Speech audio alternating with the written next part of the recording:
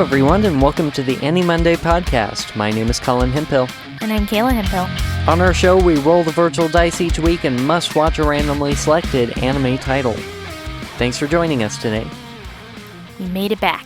We did. Hope you enjoyed that short Q&A we posted last week. We were out of town, but we did have time to at least put that together. Yeah. Last week, we hit the random button on Crunchyroll, and the heroic spirit summoned before us is called Fate Stay Night. Fate Stay Night was originally an adult visual novel released in 2004 by Type Moon, and it was re-released a couple of times with various levels of censorship to make it accessible to a larger audience. In 2006, it was adapted into both a manga series and a 24-episode anime series, and then a film adaptation in 2010. Finally, there was a new anime series released in 2014 titled Fate Stay Night Unlimited Blade Works.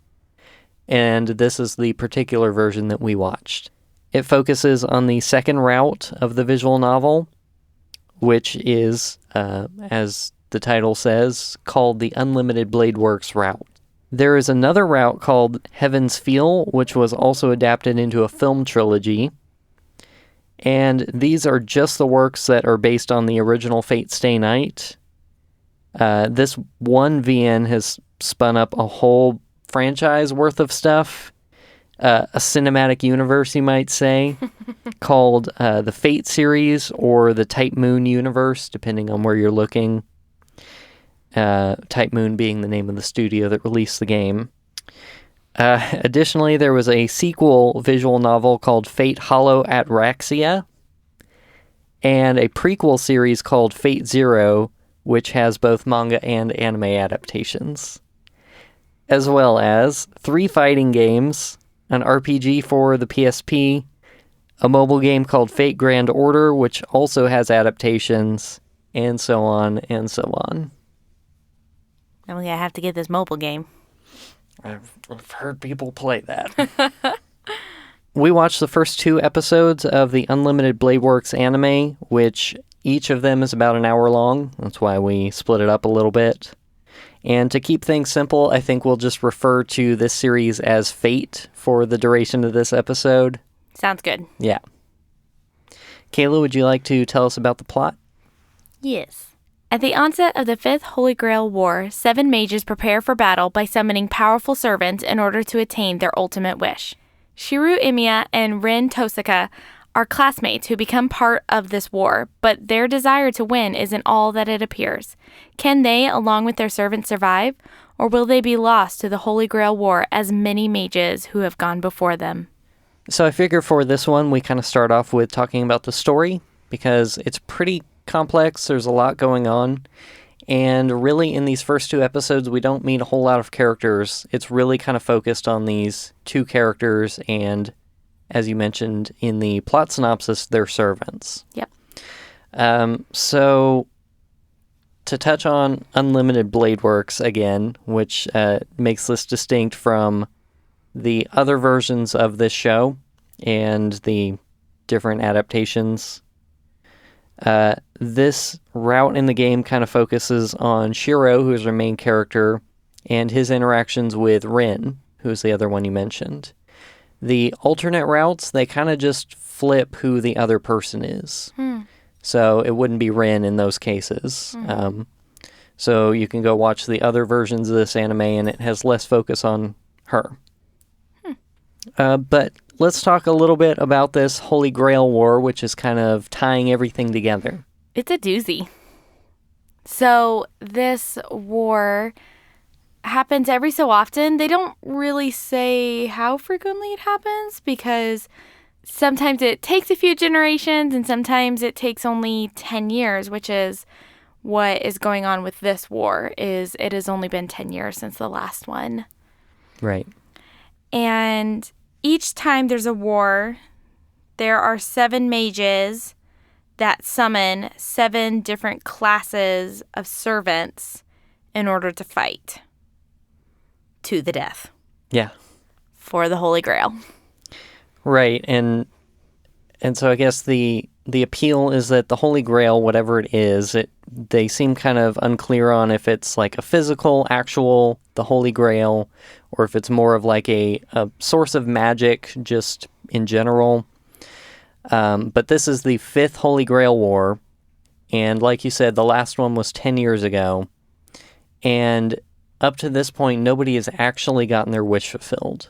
Mm-hmm. They've either been killed in the process or, for whatever reason, unable to actually obtain the magic from the Grail. Yeah, apparently there's specific requirements that the Grail has, but it's not clear what those are. Right. You just have to be deemed worthy by the Grail. Yeah. And so they summon these servants to help them out, and kind of what they say is that it's advantageous to just go for the master, because the master is probably a powerful mage. They have some sort of magical abilities, but they are nowhere near as powerful as the servants that they summon. Right, they're still human. So let's talk a little about the 7 different classes. The types that they can summon are the Archer, the Lancer, the Saber, the Berserker, the Caster, Assassin, and Rider. And each of those kind of fits the general like RPG sort of classes. It's pretty similar kind of stuff. Yeah, and so each mage will only claim one of the classes. So there can't be more than one type out in the world. And they pick from heroes from the past that are specifically skilled in those kind of fighting styles. Right. I guess they don't have to be heroes. Some of them aren't actually good people. But heroes in the sense that... historical being. Yes. Heroes in the sense that they are excellent at whatever class that they fall into. Right. So they haven't really revealed specific identities at this point in the show. Mm-hmm. But from what I understand, they can be more of a legendary sort of character, like a, Greek mythology sort of character, mm-hmm. or they can be a real historical figure.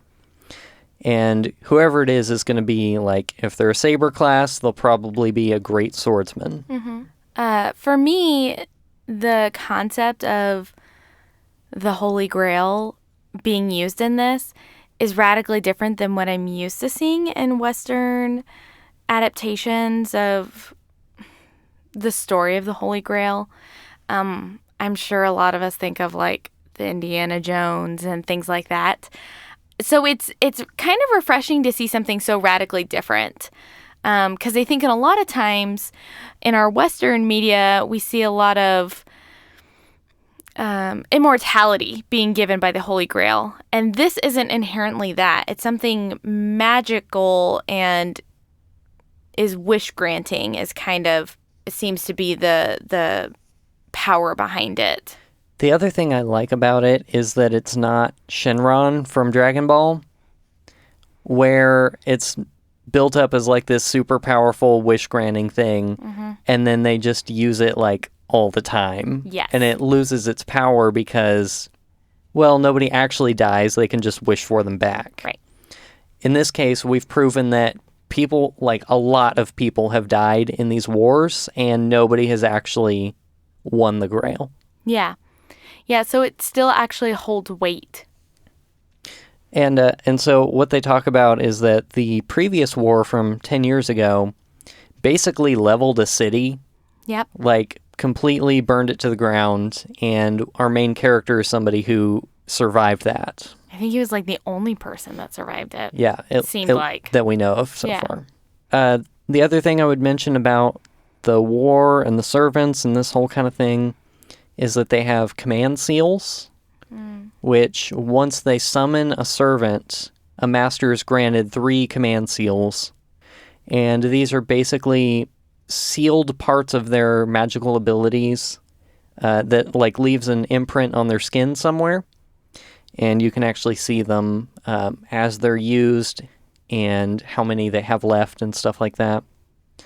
And when they use one, they can exert their will on their servants. No questions asked. Like, the servant can't overcome the magic being used to will them to do something. Mm-hmm. And it's important that whatever the master commands, that it's specific, because the more broad it is, the less power it has.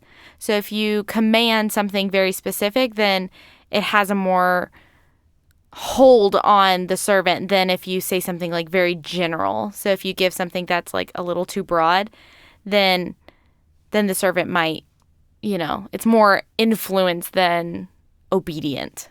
And the other thing that they're capable of doing is you can command your servant to appear. Mm-hmm. And if your servant isn't nearby and you're in huge trouble, this is your opportunity to use one to summon them. Yeah. And it really seems like you only have 2. Like you have 3 total, but once you use the last one, you're basically out. Yep. Yeah, and when you're out, like, you're no longer in the war, and you can't, it seems like you can't really command your servant anymore, and maybe you'll survive the war, but you definitely won't win it. Yeah, and speaking of survival, part of this is like the church, which is kind of a little odd. They haven't gotten into a whole lot of detail on that. But there's kind of like this group that organizes the war when they know that the Grail is going to appear and that the war is coming up. I don't know, I guess they're in charge of finding masters or overseeing them? Somehow overseeing, making sure they follow by some loose rules that they've established. Maybe. And if a master chooses to exit the war or they've used all their command seals, the church is able to, try to help protect them.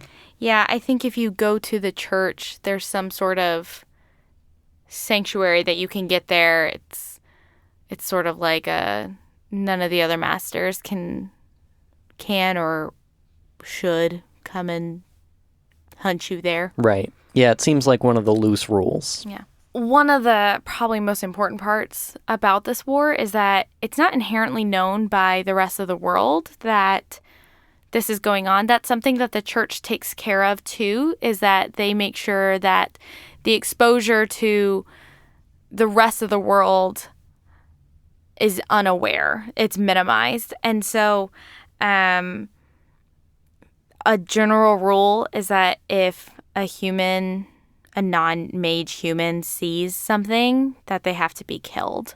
Right. They have to be taken out, which is pretty brutal. I appreciate it that it's not doing the whole, Men in Black mind wipe thing. Like, there are actual real consequences that these characters have to deal with about exposing the people around them to this war that they kind of have to fight, once they're enlisted into it. And so there's real consequences for what they're doing. Yeah, and the reverse of that is interesting too, because each of the masters and each of the servants has different motivations for why they're seeking the Grail and going through this really dangerous process to try to achieve it.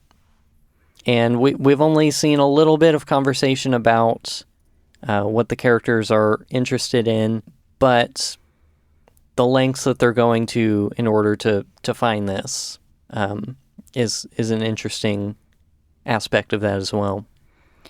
Yeah, kind of touching back to what we said a little bit ago, it's pretty unclear what lengths they're allowed to go to. Something that I find kind of interesting is that different mages summon their servants at different times. It doesn't inherently all happen all at once. At least it seems like it. There might be a few days spread out, as far as we can tell. And so it seems strange that whichever mage summons whatever servant, that they have to wait around for the other mages. I guess, I don't know. If I was going to be that cutthroat, I would think, you take out all the mages that you know, because it seems like a lot of mages know each other's families and are aware of what other mages are around. Yeah, and I think we do see a little bit of that happening kind of behind the scenes, but something else I think they talk about is that it's kind of a two-way street with the war, because there's something that tells them it's coming. We know that it's about to start, and they start summoning servants. But they also say that the Grail doesn't appear until it thinks somebody is worthy for it to show up. So the Grail hasn't showed up at this point. There is no sign of it actually being here. They say something ominous like, now that all the servants are here, it will show up. It's just a matter of time. So something that I loved about the structure of the prologue into the first episode is that these two episodes mirror each other. So we had a similar episode structure with a show that we watched previously, which was Ghost Maiden of Amnesia. And what the prologue and the first episode do is we watch the prologue, and it all takes place from Rin's perspective. And then we go into episode 1, it shifts towards Shirou's perspective. And so we get to see the same interactions from different perspectives, and we get to see how they encounter the things in their lives and the things that are happening with this war from totally different motivations and totally different drives. And I find that really interesting because it's immediate contrast of these two main characters, and I thought it was a really good way to introduce both of them. Yeah, there were quite a few interesting things they did with episode 0, I guess, the prologue. And by the way, if you're going to watch this show, the prologue is required watching. Yeah, I wasn't sure about that until Colin told me, and now, yes, it is required. It might as well be episode 1. Yeah. It is quite different than the rest of the episodes moving forward because of that perspective shift. In fact, it kind of sets you up to think Rin is going to be the main character. I was a little sad. Which she's not, unfortunately. But what it is doing is it's making itself distinct from the other routes. So it's setting up, hey, we're going to be spending the most time with Rin. And because we're not a visual novel where the goal is to hit on these girls, it's actually, hey, this person is important to the story, so we're going to spend a lot of time building her character and then kind of introduce you to the whole thing. Just really quick, I was so shocked to find out that this was based on an adult visual novel because this show has none of it. It is very pleasant. Yeah, I'm sure we'll get to that later, but it is 100% stripped of all the sex stuff. Yeah. Which is crazy because this is a really complex show on its own. I can't imagine adding any of that garbage. Yeah. So then to talk a little bit more about Rin, she is from a powerful line of mages. Her family was mages of some sort. We don't see any of her family.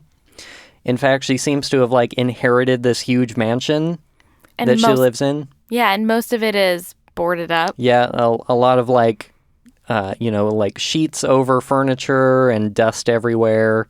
But it seems that her father left her some cryptic instructions on here's how you get into this war and really invest the powers that we've taught you. And she ends up summoning Archer. Yeah, and this duo is really, I think, important to talk about just in general. A lot of times when we talk about characters, we'll be talking about them in these pairs. And so when you meet Archer, you really actually start to understand who Rin is. Because when you first see her, she just kind of seems like this quiet mage who's very studious. And as soon as Archer comes in and is in some ways kind of a personality clash for her, you really get to see some of her impulsiveness, some of her strong will, and also some of her kindness in a lot of ways that you probably wouldn't expect from somebody who's willingly entering into this war to a death match. Yeah. And so I find their dynamic really interesting because they don't seem like the pairing that's there to be foes or foils of each other, but really to keep each other in check because their motivations are actually in line with each other. And they just realize that, oh, we actually totally want the exact same thing. We're just kind of different about approaching it. And so I think that's a lot of what we're going to see with them is that they're actually very similar, but they're going to rein each other's extremes in. And I think that's what makes them a really strong pairing automatically. Like you see their connection right away and know that they're really in sync with each other. Yeah. So you had said that Rin is strong-willed. Archer is as well. Oh, yes.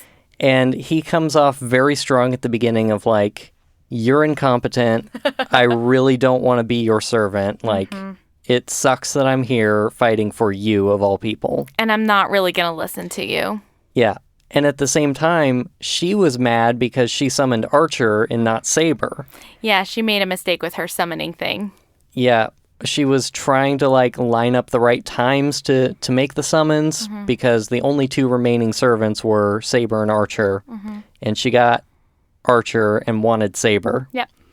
And so she's mad that he isn't going to be as good for her in the war. And right off the bat uses a command seal to will him to follow her direction.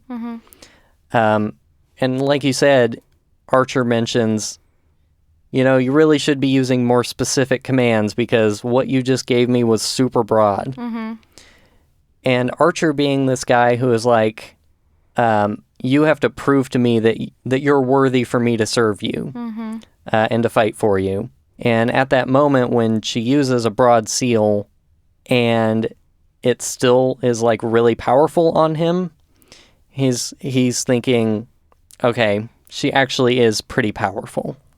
Yeah, and the fact that she would potentially risk her own life by using the seal at a time when she didn't need to. He was like, okay, like, I see that, like, you're somebody that actually cares about this and not cares about the deathmatch part, but actually cares about, like, what's happening in this pairing that the two of them have. Right. She is impulsive, but the loyalty was so important to her because she knows that the strategy is more important than anything. Right. And like we say, these are all powerful mages working together and, you know, fighting this big war. Also, she's a high school student. Like, yes. That kind of goes without saying in anime, I suppose. But she is still, like, a normal student, too. Yeah. And in terms of her, like, actual abilities, we see her, like, shooting laser beams out of her hands, basically. Yep. Which is pretty cool. She also has a thing with gems or stones. I can't tell what they are, but she has a lot of them around. She has ones she can throw to do different effects, or she can, like, crumple them into dust and do stuff with them. Yeah. Yeah, unclear exactly what it does, but she uses those gemstones as well. Yeah. And obviously, like, Archer is a powerful archer. He can basically stand, like, on the opposite side of the city and fire these enormous arrows, magical arrows at enemies. But he's also really good with close combat. Yeah, which is unusual. We see him, like, fighting with two short swords, and he's able to regenerate them, just like pull them out of nowhere when they break or something like that. One thing we haven't talked about, and I don't know how much it's going to come into play, because of the mistake that Rin made while summoning, which was actually just a timing thing. She just summoned him at the wrong time. He ends up losing his memory. He doesn't know who he is inherently. And that's actually really important for the master-servant relationship because that's how they strategize, is figuring out like, oh, this is who you were. These are the things that you're really skilled at. Okay, this is how we're going to figure out how to win this war. And because he doesn't know who he is, it seems like that's going to be a barrier in itself. And it's interesting because Rin just takes that in stride. And she's just like, okay, well, let me know if you remember. We'll just figure it out. And he's kind of taken aback by it. He's like, okay, I guess we will. So I don't know if that's going to come into play more with him not knowing who he is. So one of the earliest encounters that Rin and Archer have is at her school. They come to find that they have a feeling that there's another master present at her school. And eventually they run into one of the servants. They haven't yet met who the master of that servant is, but they run into Lancer. And there's basically this huge fight between Lancer and Archer in the school, like, grounds. And at some point during this fight, they notice that somebody else was there. Yep. And that person ends up getting chased down by Lancer and getting stabbed real bad. Yep. To the point of almost death. Think like Princess Bride almost death. Uh-huh. Mostly dead. And Rin, being the person she is, runs up to find this person and realizes it's her classmate that she was familiar with, not necessarily close friends or anything. I think she was friends with somebody who really admired and cared about him. And this is Emiya, our main character. Yep. And she uses something that her father had left her, which is like a necklace with a vial of some sort. I thought it was like a red stone, but yeah, it's hard to know what it is. Some sort of magical item that she has to restore what she can to him and at least save his life. And he makes it up. He isn't doing too great. And eventually gets, like, chased down by Lancer again because he realizes he didn't finish the job. Yep. And that's when Emiya summons his own servant. Yeah, he makes it back home, and there's already a summoning circle in his garage, which is weird and not explained. But he ends up kind of willing Saber there by accident. She wasn't summoned the way that Archer was summoned by Ren. So, do we want to just talk a little bit about Saber and kind of their relationship? Yeah. Saber is very different than Archer. She is extremely loyal right from the get-go. She doesn't really ask a whole lot of questions of Emiya, and she's pretty powerful, like, on her own. Like, it seems like a lot of the power to the servant is given by the mage's own power, but man, she herself is super strong. But she, in kind of contrast to Archer, seems she's like lawful good and very straight-laced. And we haven't really seen much of her personality outside of that.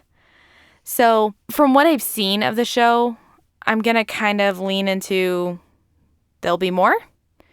But there isn't a whole lot right now for her. She just seems by the book kind of servant. Right. So sort of all we know about her is a few practical things. Like, she seems to be European descent of some sort, and characters talk about that. Yeah, blonde hair, blue eyes. And Archer has the ability to make himself invisible, so he can kind of follow Ren around quietly, and she can go to school and he can still be there. Saber isn't able to do that, but she does make her sword invisible. Yeah. And they say that she's trying to, like, conceal her identity as a heroic spirit, because if you were able to see her sword, you would know who she was. Yeah, or at least you could figure it out. Right. And they don't want the other servants to know who they are, because then they can formulate their own plans against them. Yeah, it seems like servant to servant, or even like master to master, you don't want to reveal who your servant is. Like, it'll be pretty obvious if your servant is, Saber or Berserker, that sort of thing. But if you can find out who the heroic spirit actually was, then it's easier to figure out, okay, these are probably their weaknesses, these are probably their strengths, and so you can start making a strategy around it. And so she takes that extra step to make sure that she can't be identified. There are a couple other minor characters we might mention here. Two of them are Sakura and Fujimura. And Fujimura is an English teacher at their school, and she has kind of become a guardian for Shirou because he has this adoptive father that we don't know much about who passed away at some point. And so she kind of lives with him and makes sure he's taken care of. And Sakura is kind of similar in that after his father passed, she started to help him out with a few things and ends up spending a lot of time there. She's only worth mentioning because she's one of the alternate routes. So she becomes a little bit more important in those.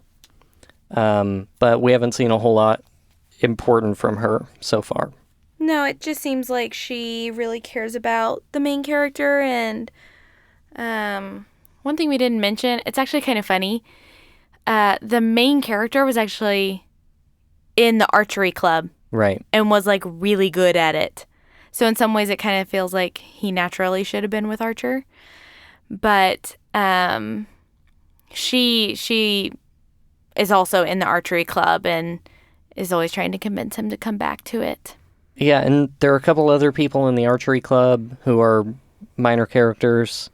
But Sakura also has a brother whose name is Shinji.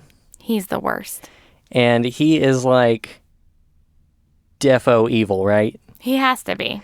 If for nothing else, he's a total jerk. Yeah, he's like at least shown signs of abusing his sister and other people and manipulating people. Yeah. He's just gross. So he's totally a terrible person. We've yet to see if he's like actually going to be an evil bad guy. But he's not great. No. So I think we're going to take a quick break and then we'll go into some of the production stuff and kind of some general thoughts.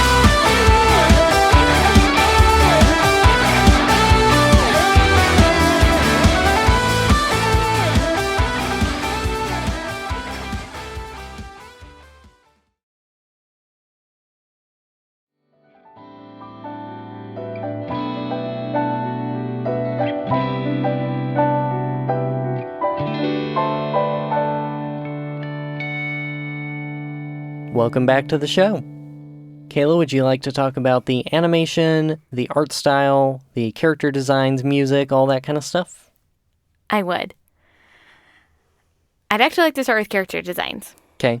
Because there's a lot that struck me here as really important right away.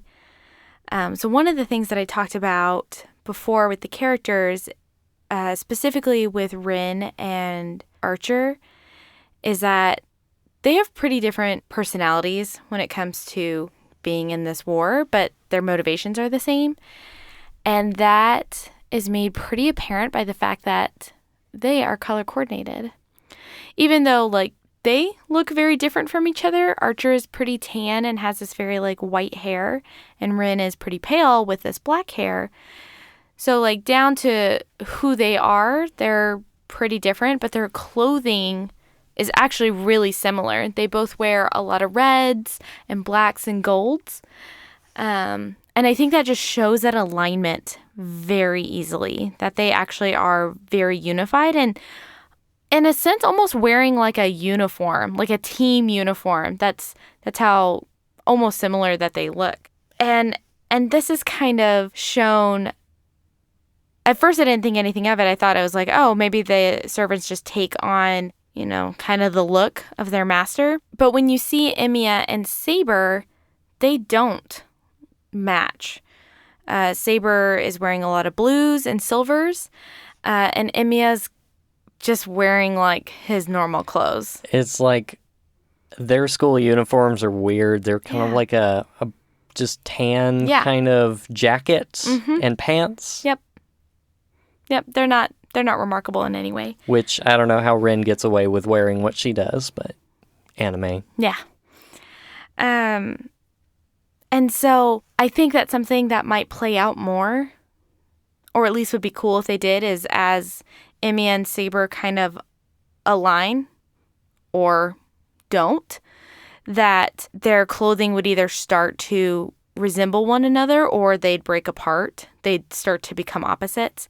And so I find it just very interesting that you can see just immediately how close Rin and Archer are by the way that they are dressed.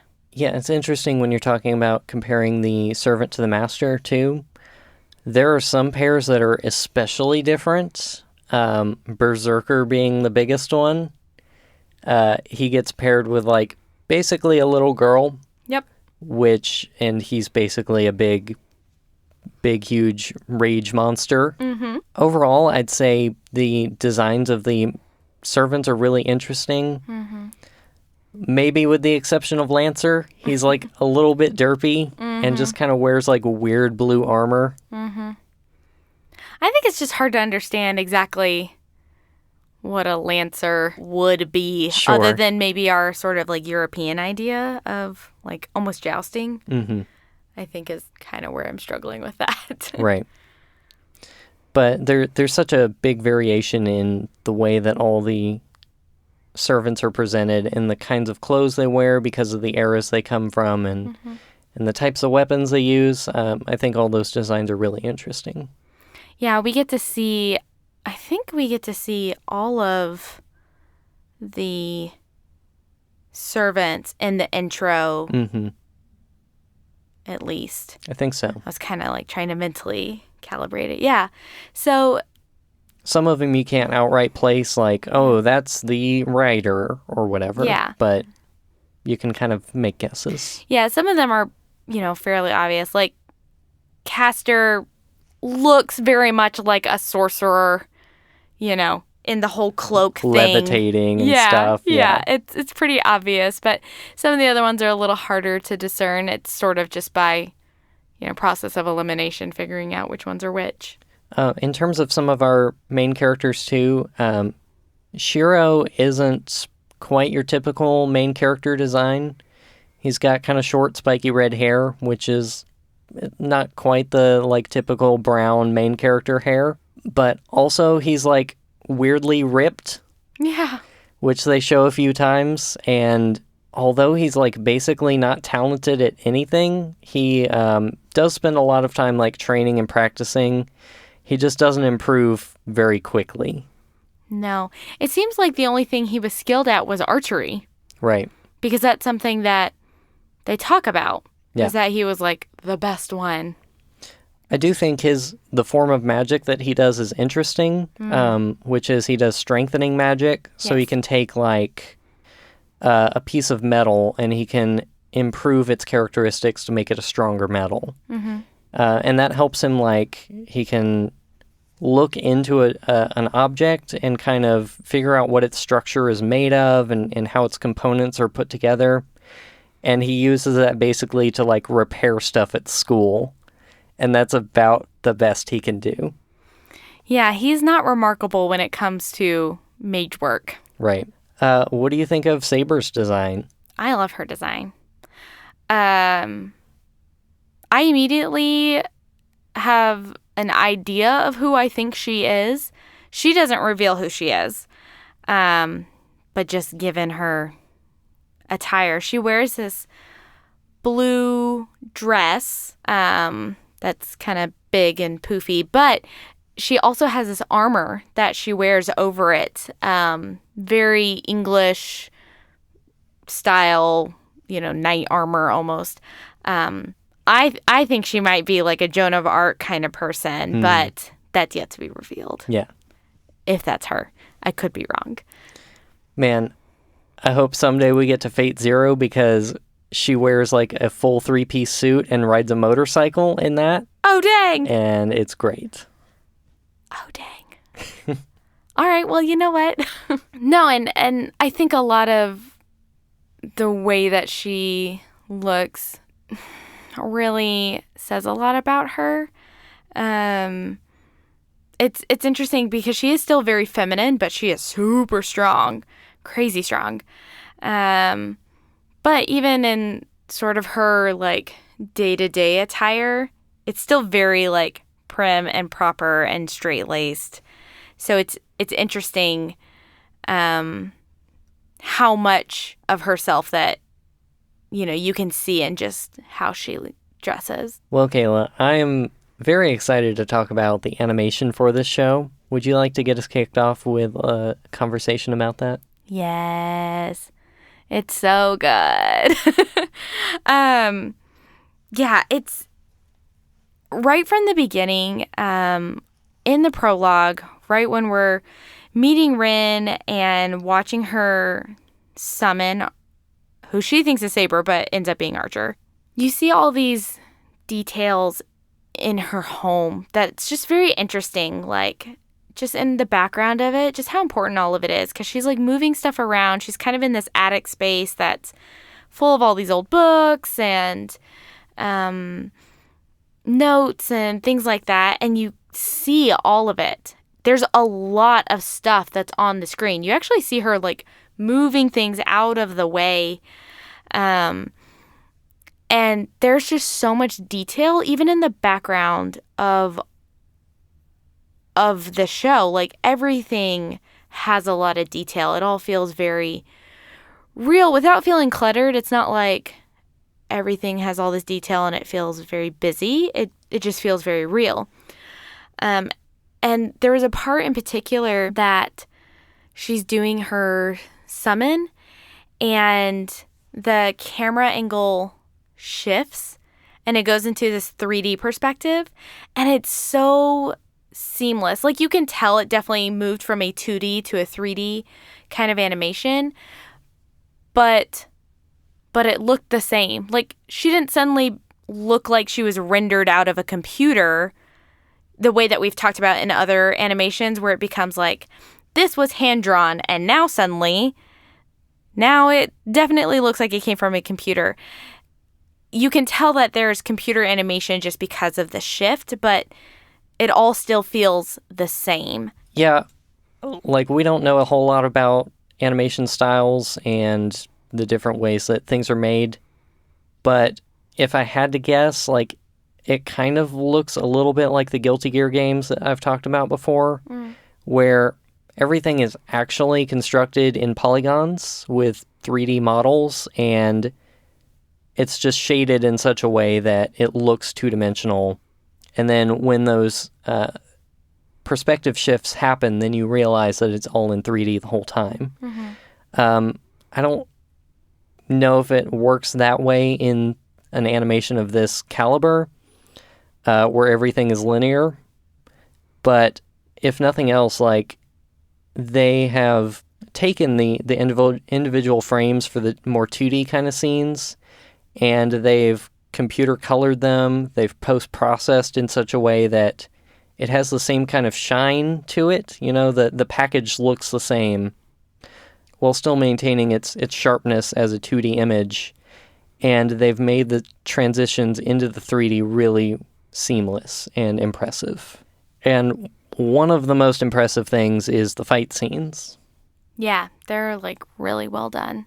There's obviously like a really high level of choreography going on that's pretty impressive. These fights aren't necessarily drawn out. We're not talking about a Michael Bay movie where a fight scene is 2 hours of the show. But they make the fight scenes really count. Yeah. There's not characters sitting there staring at each other for 10 minutes. No, it's happening so fast, but very cleanly.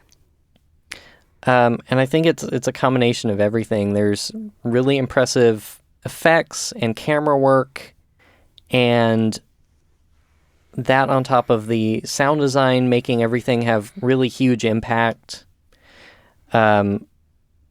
They just feel really good, and they're really impressive to watch. So you just mentioned the sound design. I think that's something I would really love to touch on because this show does have a lot of magic in it. Something I really appreciated about the show is that you've talked before about how if something appears on screen, it has to have sound. I think something that this show does really well is that it takes the right sound. So for the most part, when they're using magic, the summoning of magic doesn't necessarily have the sound. It's whatever they're doing with it. So if they're putting the magic on something, if they're shooting it at something, if they're doing something with it, that's where the magic actually takes sound. It doesn't just like sit there in their hand or like have a twinkly sound or something. I think they did a really good job of giving the magic real placement and real impact, like you said, because the magic that's being used is rarely a small feat. We see with the main character a little bit, he's kind of like channeling his magic to like look at certain components or something like that. And even that has this sort of, well, he calls it a trace, but that's sort of what it is. It feels like it's moving across whatever surface that the magic is actually moving across, which I think that those are really good sound design choices, is that it isn't something made up, that it's something that makes sense in the world. His magic almost seems technical in a sense. It's like this energy, like an electricity moving through circuits and so the sound design kind of reflects that. It feels electrical and it feels like there's buzzing and this sort of mechanical energy to it. Yeah, and the sound design works, I think, in a way that feels tangible to our world and not something outside of it. I think a lot of times, we kind of think of like the Tinkerbell sounds, with magic that feel outside of our world. It feels like something like fairies and pixies and, and that sort of thing. And this feels very rooted in the world that they're in. And it feels like, yeah, maybe I'm just one of those people who doesn't know that there's mages out there, that it sort of has that kind of feel to it. We sort of have like an offshoot relation to this production studio, which is that we at one point watched a show called Token Rambu, which is about sword boys who get summoned via cards. It was weird. Yep. There is, we had mentioned on that episode, an offshoot that is produced by UFO Table, which is the same company who did Fate Stay Night, at least the Unlimited Blade Works. And they have like a dark fantasy version of the same concept. And we watched like a few minutes of that and it looked crazy. Crazy good. It looked amazing. It's like they could take that dumb concept and actually turn it into something cool. Yeah, it looked like a totally different show. Mm-hmm. But it seemed like it was basing it off of the same material. Same characters. Yeah. If I had anything to say about the music, this is a score that I think is similar to some that we've seen before, which is it's kind of good that you don't notice it so often. They pick pieces and they construct scenes in such a way that doesn't distract you. There are times when you notice it where it feels really good, and there are times when you don't notice it, but if it were missing, it would be missing something huge. And I think the way that they do that is something that I read, which was pretty interesting, and I'll just read this as a quote.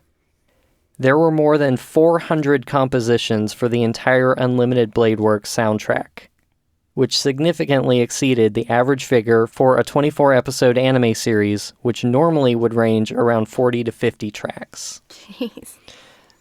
So, tripling, quadrupling the number of compositions that you would ordinarily put in a show of this length. Mm-hmm. The effort that they went to individually piece out every scene is very evident in this show. Yeah, definitely. And we've mentioned it before, I think on our Origins episode when we actually talked about this show before. is that the fan base kind of jokingly refers to this as unlimited budget works. Yep. It's very evident. Yeah. When you watch the show, you'll see why it's called that. Mm-hmm. So, Colin, do you have any general thoughts about the show that we haven't talked about yet?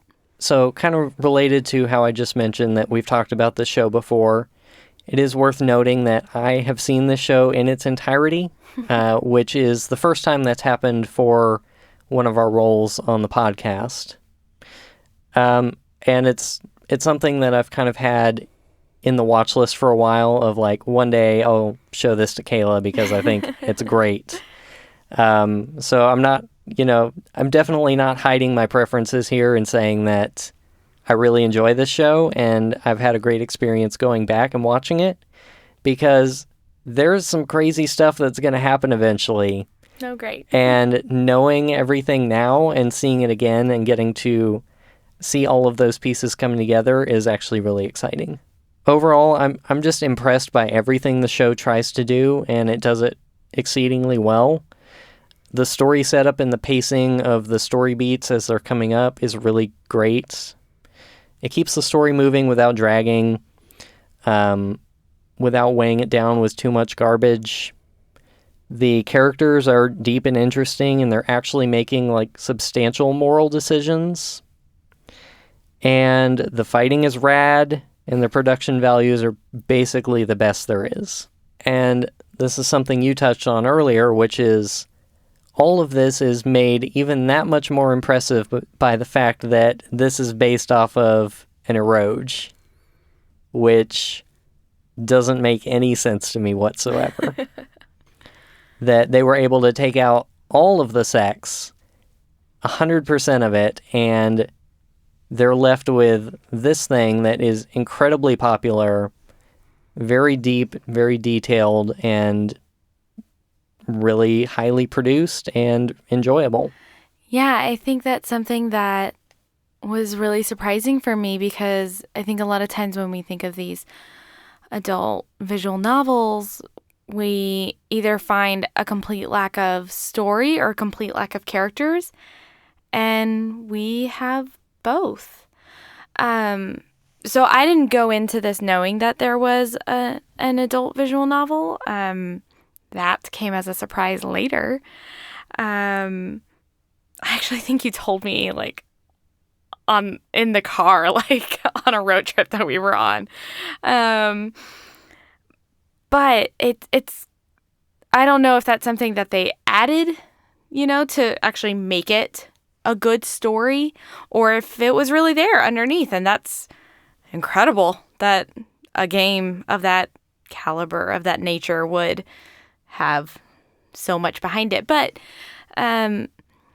something that I went into not having the experience, I knew kind of what the show was, basically just that it was a show that was done really well because they had a lot of money to throw at it and make it something really cool.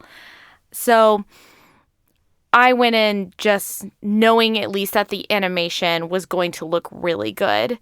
So I didn't really know how the characters or the story or anything like that were going to play out. And so I'm pretty skeptical when it comes to like action, anything, movies or anime or anything, because I often find that I don't relate to the characters very much, or I don't care about their motivations, or I just find them bland in general. And I didn't find that at all with these characters. I actually found that I cared a lot about their motivations. Maybe because their motivations aren't, I want to murder everything. They're actually, sort of conflicted about what they're doing and the choices that they're going to have to make. And I can see that there's a lot of wrestling that goes on with that. I also find it so interesting that they take what really could have been thrown away characters, these servants, that they could have just been instruments to be used, and they make them real rounded characters. Maybe that's not true with some of the other servants, like Lancer or characters we haven't gotten to spend much time with. But at least with Archer and Saber, they are whole characters unto themselves. They can be seen as separate from their masters, even though they are so closely linked, and it's so important to know those dynamics between those characters. But I care just as much about them as I do about the masters. The masters aren't the only characters that matter. They aren't the only motivators that matter. And I think that's really neat that we have this ensemble cast and I can care about all of them so equally, because I find a lot of times with ensemble casts, there's inevitably a character or two that I'm just sort of like, I don't really mind if they show up or don't. And I really care about each of these characters quite a bit. And so I think that's something that can be hard to do. It can be hard to have so many characters that you care about. And knowing that there's other routes, knowing that there's other characters that we would focus on makes me think like, okay, there's even more rounded characters that I either haven't met yet or that I just haven't like really gotten to spend that time with them because the focus is so much on the relationship between these two. And yeah, I'm really impressed with the characters and with the way that their story's being played out. It's good stuff. So with all that being said, would you watch more of this show? Okay. I would. I should also preface that we have. We didn't wait very long before we started watching more episodes. Like you said, you had already seen some of them. And man, I was ready to go. I did kind of stumble a little bit between the prologue and the first episode because, man, I really wanted it to be about Rin. I fell in love with her and Archer immediately, and to find out it wasn't predominantly about them kind of made me sad. But I have really been enjoying the series, so I haven't finished it. I will finish it. Yeah, soon, hopefully. Yeah, we've made it through 12 episodes so far. Sorry, we've kind of fooled you into thinking we had only watched 2 up to this point, but we withheld details that we know ahead of time. So. Yes. So we only covered the first 2. Yeah. Likewise, I'm going to keep watching this again through to the end. And, like, part of that is just getting to experience you, like, seeing all these things unravel and knowing what I know and going, Yeah, he's been enjoying me trying to figure out what's going to happen and who's who and what's what. Mm-hmm. So if anything for this question of would I watch more of it, it's more like, so when are we going to watch Fate Zero? Yeah. Which I will briefly mention is also exciting because we had talked about on our Origins episode that you were really into a director named Jin Irobuchi. Yes. And he is responsible for Monica Magica and Psychopaths and really interesting like psych thrillers kind of like that. Yep. And he's actually the writer for Fate Zero. So, like, as much as people love Unlimited Blade Works, there is an overwhelming love for Fate Zero, even more so. I'm excited. So, that'll be fun as well. I'm excited. All right. This sadly closes this out for this episode. But if you want to learn more about our show, you can visit our website at AniMonday.moe. That's AniMonday.moe. And you can send us questions and comments to podcast@AniMonday.moe. And you can find us on Facebook and Twitter. Our username is AniMondayCast, and you can find links for that on our website. Thank you so much to Crunchyroll for all of the anime that you provide, and for the random button which produces these wonderful and wonderfully terrible results. If you want to follow along with us each week, we'll have a link to the current title on our website and social media so that you can watch what we're watching. Finally, thanks to C2A for providing the intro and outro music for our show, which come from the Senpai EPs available on his Bandcamp and other streaming services like Spotify. All right. Are you ready to roll? I'm ready. Random button in 3, 2, 1. Possibly an appropriate choice for Father's Day. Okay. This show is called, and I quote, "Listen to me, girls, I'm your father." Oh, jeez.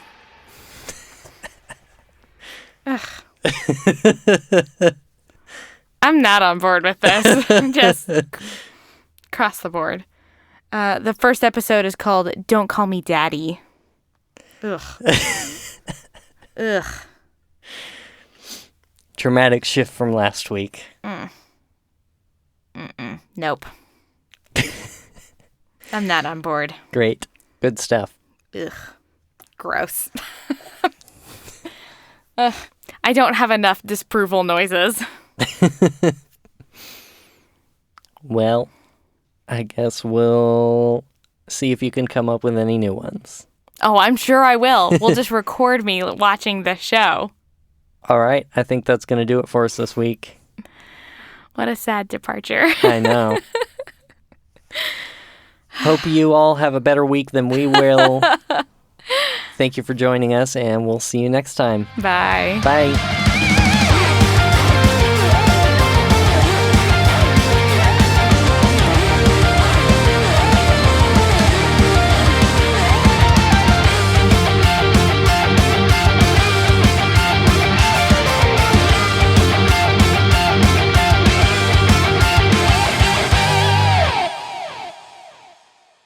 Do you want to open the door for a minute? Yes.